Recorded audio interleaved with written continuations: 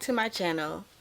And if you're new here, I'm Garcella Robinson. This is my little part of the world where I talk about books, anything that's happened in the book community, and of course, whatever I want because this is my channel. So I got a little surprise for you guys. Well, not really a surprise because if you have been watching my videos and been keeping track of all the things that I've been doing, you would know that I have always wanted to give my little tips and tricks on how I annotate my books and all the things that I do to get my books looking as pretty as they do, especially when I annotate, because I'm not gonna lie, I try to choose a time to when I'm annotating. I really just choose books that I really feel that needs to be annotated. Okay, so let's go ahead and let me show you all the books and how I started off and how I end up getting to where I am now, where all my books are looking spectacular. Okay, so of course when starting off, you guys know I have to show you all the tools that I use. I'm pretty sure it's all over the internet, but either way, the main things that I use is my sticky notes, then I have my tabs, and I usually color code these with my books, so just so they can match my book. I'm telling you, I got a whole stack of them just in case, even though I really don't use tabs a lot because I don't really annotate a lot, and I'm gonna get more into what I do end up annotating. And last but not least, my handy dandy highlighters for each occasion. And then I started using an erasable pen. I used to use an actual pen, but I feel like for people who don't feel comfortable writing in their books, this really comes in handy. And I really don't, especially if the papers are harder and I don't mind the erasing. I feel like this is the perfect tool to use instead of just going in with a pen. But if you're very efficient with it and you don't make mess ups like I do when I be underlining and stuff like that, then yeah, this is perfect. This is perfect. But yeah, these are all the tools that I use. Now, going into the first book that I ever started annotating. Now, I'm not going to lie, okay, guys. I didn't end up getting the first book, but I did get the second book because I end up reading this book right after I read the first one. So it kind of got the same, I'm not going to lie, a little bit of tackiness to it, or not really tackiness because, you know, I was learning, but you could still see the learning curve when I started annotating. And tell you the truth, when I saw it on YouTube from my favorite YouTube from her annotating, I was like, oh, I want to annotate so bad. So I'm not going to lie. When I started annotating this book, I really just was picking up any books, especially I was doing romance, I was doing mystery, but this one was like my first official one with me not just kind of like messing up my books. Yeah. I pretty much had to stop tabbing halfway through. That's why I didn't bring those books out, because I stopped tabbing halfway through and I took out the tabs. And some of them I did end up not replacing them, but I kind of just didn't even feel like doing them, especially on romance. And we'll get more into the books that I don't annotating later, but we're getting into the books that I do annotate and given of how I started off and how I'm doing now. So the first book that I somewhat started annotating first was Finley Donovan Jumps the Gun. I annotated the first book and it pretty much looked very similar to this. So y'all pretty much can kind of see how the tabs are sticking out like really, really far. Like like if I open this book like halfway through, you can see the tabs all the way over here. I did pick up doing my sticky notes, of course, you know, I always have to have those, but instead of like highlighting, I kind of put numbers. I don't know what I was thinking. I put like number 1, number 2, number 3, 4, whatever, and it was to match the highlighters. But after I did that, I realized, hope that don't even make sense, but I think it was for the tabs. Okay, I think I was trying to color code the tabs. That's what I'm saying. I don't even remember anything that I was doing. Like this was it was a little test. Okay, it was a little test, but either way, like you can even see that I was kind of like highlighting a lot of things. I know I've kept the same of yellow being for shocking and stuff like that. I was even trying to match the tabs to what I was kind of like what the meaning was for. Like I put the meaning on these ones, so it has character theory, important info, foreshadowing, character development, relatable to me, opinion, angry, shocking, romance, quotes, and slash that I loved. So yeah. And then even when you get further, when I didn't feel too comfortable writing into my books, I kind of started I started writing on sticky notes at first, and I just feel like it wasn't really good to, not that it wasn't really good to do, but I just really did not like doing it because of, if I had a lot to say, then I had to fit all that on a sticky note or find another one. So just get a little closer. But yeah, it just wasn't, it wasn't going.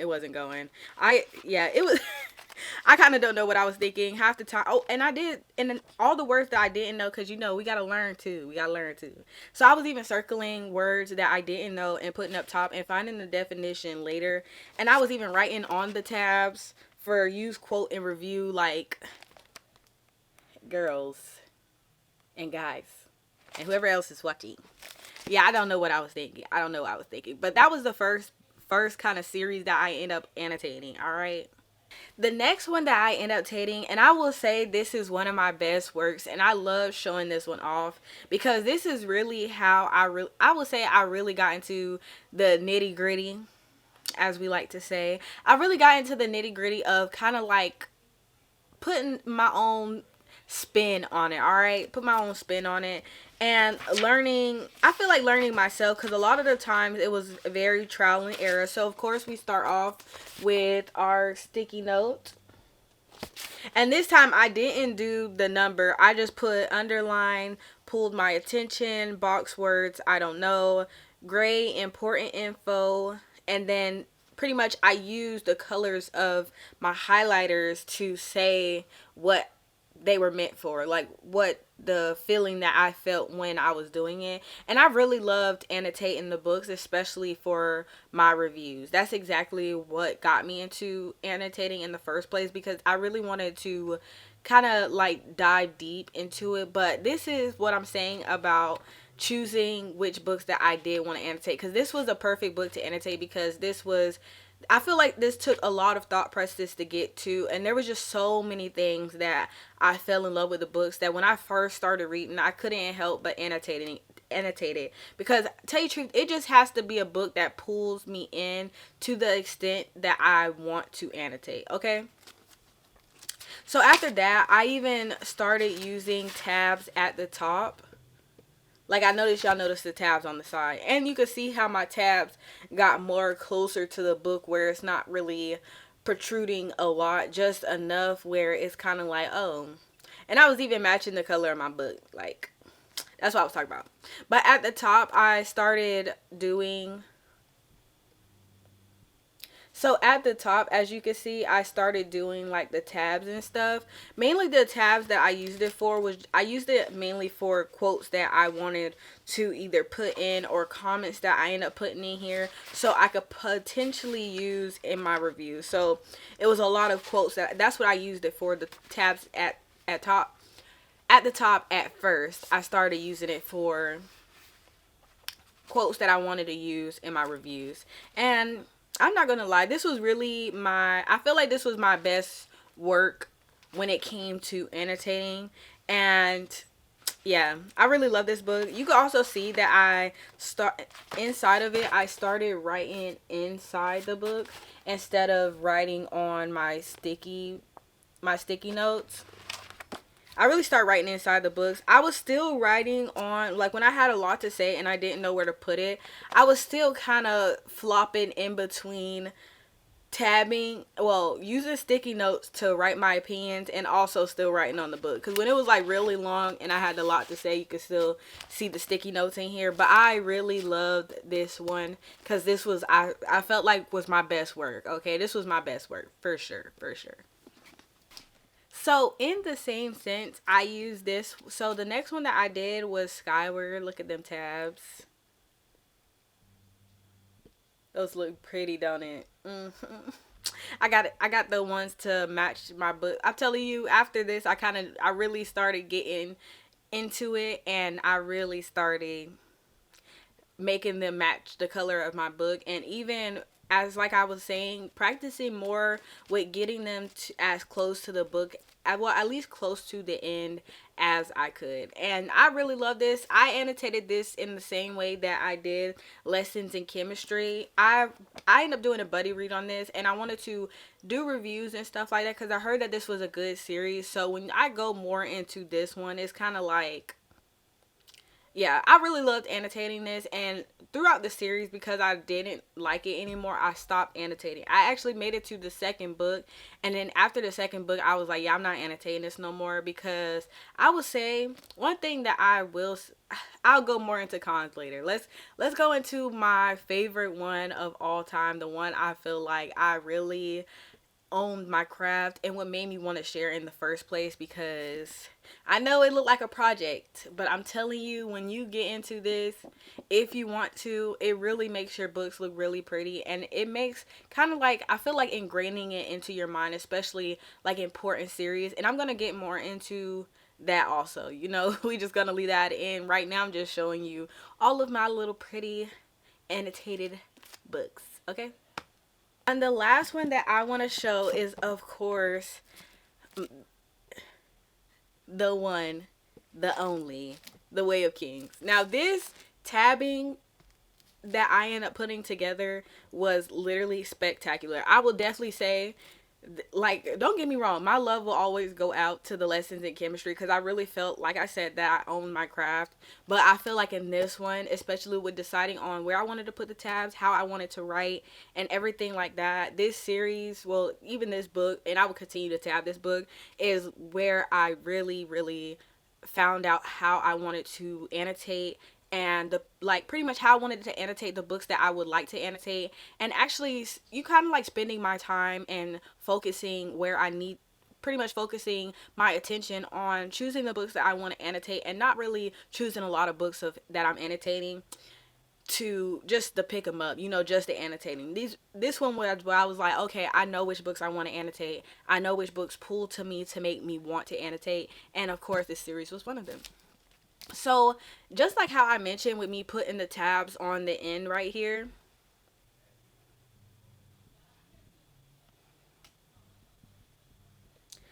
just like I said when putting the tabs on the end right here, so instead of, I end up changing it. Instead of doing it where it was books, things that I wanted to remember, it was more, well, not remember, things that I wanted to put in my review. Instead, I started annotating and putting it at the tabs of every time that I reached a waypoint of like 100 pages. So each time you turn to one of them, I'm at 100 page. I'm at 100 pages. All right. And then I really got into my sticky notes and how I wanted it. So instead of circling the words, I started boxing them. I started underlining book ones that pull my attention. I'm really going to go more into detail at the kind of like once I get into the pros and cons of annotating. And we're going to really like dive deep, and y'all going to see me be able to annotate a whole entire chapter focused just for y'all at the end of this video. But after that, instead of like using my tabs to kind of like decide on, like, because I feel like for me to actually use the yellow tabs for the, I'm going to use a tab for yellow, or use a tab for blue, or whichever highlighter that I plan on having, or any underlined box words, whatever. I don't usually tab my box words, but for everything that I underline and stuff like that, I realized how time consuming, not even time consuming, but how much money I would have to spend to be able to keep that color. Because I feel like I would have to stack up so many, and then I will only use those certain colors. And I feel like that was kind of just a waste of time. And I had to just keep on picking from one tab. So I realized that I would just use any tab to end up doing it, but I would still keep my color codes for whatever passage that I need to go to. And if it was really important, then that I need to remember, but usually I end up remembering, or I could just flip through and see all the pink that I have, because those were the ones that quotes I loved, things that I wanted to say, and etc. But yes, I really love tabbing this. This was by far my best work. Now let's go into the pros and cons of annotating. Now, the pros of annotating is that I really feel like it really helps you to remember, okay? Especially if you choose the books that you really know that you want to annotate. and actually choose wisely. So for me, I stopped annotating romance books. I felt like it was kind of just a waste of time, especially if I end up flying through them so fast, and it took a lot. And especially there's not really a lot to annotate other than quotes that you loved or things that you had that happened that you love. And usually I could just underline those, but I really don't, because I really get through my romances really fast. I would say another pro that I love about annotating is, of course, how pretty my books look. Okay, they be looking really, really pretty and spectacular. I feel like there's just so many pros, and a lot of the time I feel like another pro too, especially when I'm going through series, I can always go back, and instead of kind of like looking up what happened, I can always looking up, like, pretty much like the last thing that happened in the book. If a new book is coming out, I can always just flip through my tabs again and go through all the important parts that I end up highlighting in gray. Those are my important ones. I can always just go back to that and really kind of get the gist of everything that's going on without having to look up a whole video and watch an hour-long video of what's going on. Now, I would say a con is writing in your book, and say if you want to sell it again, it's really hard to resell. Okay, I realize, like, it's really hard to resell. I would say another con, that if you get halfway through and you don't end up liking your annotating and you want to stop, now it's kind of like a half annotated book and you would have to take all those tabs out. I realized that was really, really, really aggravating. I would say my last con.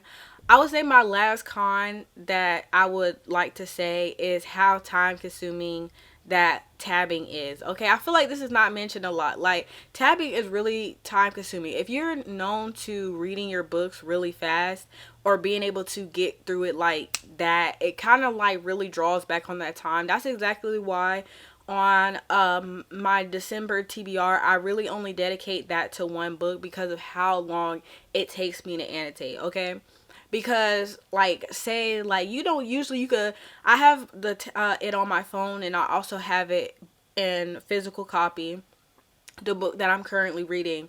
And when I'm on my phone, I'll tab on there just so I can transfer it over to my physical copy book. And also, to going back to have to tab when after you highlighted everything, especially if you don't feel like just putting it in. That's usually what I do. I wait till I get halfway through and then I go back and then tab everything. It's just a little bit faster for me. But I feel like that's also a con that I really don't feel like being mentioned. And I also feel like this is not something that everybody needs to do, okay? Like, I feel like a lot of the times when you see a YouTuber or TikToker tabbing, it kind of makes you want to tab too. And I feel like that's really what I feel like that's really what influenced me to start tabbing in the first place, is because I saw other YouTubers doing, and I was like, oh, I want to tab too. But then I realized, like, it is really time consuming, and also you're spending your money on tabs. I feel like if you're not really a reviewer, then this probably isn't something for you. I'm not saying that for some people really love to tab and they really love to analyze their books, and I'm not saying that there's anything wrong with that. I'm just saying be prepared for you possibly your reading time to slow down than what it used to be, okay? Because you're focused on way more things, literally way more things. But I really love annotating, and I'm pretty sure that there's people who's out there who love annotating just as me. I just want you guys to be prepared, okay? Because I feel like it's not easy, and really I feel like this is a good tool for people who review, because then you're able to put all your notes and everything that you want to say, and really dissect the book and give as honest of opinion as you can.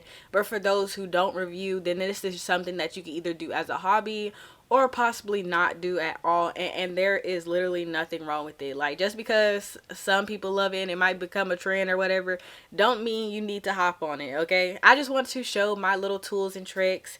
But we're gonna go ahead and move over to my desk, and I'm gonna go ahead and show you guys the book that I'm currently working on.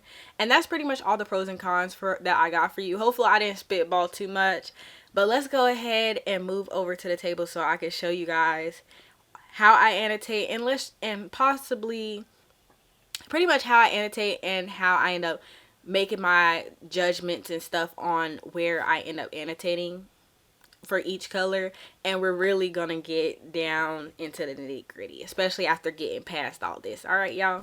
So I've already started off, like I'm already kind of like halfway through, well, not halfway through the book, I'm pretty far, but I'm on page 30, I'm on chapter 37 in this book. I'm kind of just transferring over a lot of everything that I'm putting on here from my phone, but I'm going to kind of explain it as I go, especially with the rest that I got, because I only have this little bit. But first, it's kind of small. Hopefully you guys can see it. So yeah, this is my annotating guide. So I boxed to define. Let me see if I can find something in here, maybe in the beginning. Okay, so I boxed this word right here, and then I put it up top ready to be defined. Next, I will underline. A lot of the things that I underline is things that I feel like was really important, or it really pulled my attention and could possibly make me go back to it to see if it happened in the book, or if it's something that maybe pulled my attention but it's really not that important. That's why I didn't label it gray. But usually I'll go back to these could possibly be either a foreshadowing, it could possibly be important. That's why it pulled my attention. And maybe something that I can possibly, like I said, foreshadowing, I could possibly go back on these to see how it came together. Gray, as I already said, that's very important information, or yeah, information that I feel is very important, especially like say if they're making a decision on something, or how this person aligns with any of their decisions. I'll label it as important. Next is my pink. This is mostly to do with if it was romantic to me, or if it's something that, a quote that I love. Like this one is, power was an illusion of perception. As Jasna had said, the first step to being in control was to see yourself as capable of being in control. I really loved that quote. And I have some where it's like a kind of like a love situation. Like say if a character do something lovey-dovey and I really loved it, or I'm kind of shipping them together. Like on this one, it said a relationship needs a measure of mystery. I love that quote, but also I feel like it was really a stance with Adeline and Shallon. Next is green. This is for my character development. So anything that new that transpires with the main characters or characters, I highlighted green. So Dowliner had became a knight radiant by bonding the Stormfather himself, soul of the High Storm, most powerful sprint of Roshar. See, he's bonding with somebody, so that's a stepping stone in his life. So I label it as character development. Next we have peach, which is foreshadowing. Now I'm really bad when it comes to foreshadowing. Sometimes they end up being labeled as important, and like I said, if I feel like I'm not 100% sure, I usually just underline it. But this one was, why am I remembering Evie now? And why have I recovered only my first memories of our time together? Bargains with the Night Watcher were supposed to be permanent, damning even. So what was happening to him? I highlighted this peach because I felt like this is a question that could possibly end up coming up later in the story. And most likely I will either put that as a character development when I end up being told, or I'm going to put it as important because it's very important to the story, because in the past two books he couldn't even hear or remember his wife. So that was foreshadowing for me. That was peach. And last but not least is my yellow. I usually do these for strong thoughts or opinions. So anything, usually a lot of the times when I write in my book, like here, it's kind of like all the way leaned over to the side. A lot of the times I write this way, but I have it yellow right here because I had an opinion on it. I said she had to know had Jasna's had survived, which I wanted to know too. It was also shocking to me. I also put that for shocking too. Jasna didn't want to merely prove her point. She wanted to drive them right into your skull with a flourish and pithy epigram. And I said, me too, unless she's a radiant too. But I don't remember, that's too many in the family. So That's too many in the family for real. So that was kind of like, oh, me questioning it, but also still having an opinion. And that's usually when I write into the book, or it's just like kind of like, oh, what the hell going on, or what the hell is happening, stuff like that. So those were really all my annotating charts. So once again, thank you so much for staying to the end of the video. I really hope that y'all really like this video and really love how I really get into all the things that I really love about annotating, and really the truth of it too, because I feel like a lot of the times when I watch videos on annotating, that's really left out. It's kind of pushed like a thing that you need to do, but it's not really something that you need to do. Like, I feel like you have to love to want to dissect your books for this to be a good hobby. But even if you're starting out, this will be perfect for you. So you kind of could see, like, not everybody started off perfect, okay? Not everybody knew exactly what we were doing when we first started annotating, and how much it really took for me to even get into writing in my books, even though I didn't have a problem with highlighting, and also all the cons that come with it too. So once again, thank you so much for staying to the end of the video. And as you notice, if you watch my short, your girl got a new camera for Christmas, and I'm so happy to be able to be using it. Like, I really love the quality, but we not getting into all that. But yes, don't forget to like, comment, and subscribe. And once again, guys, I shall see you on the next one. Bye.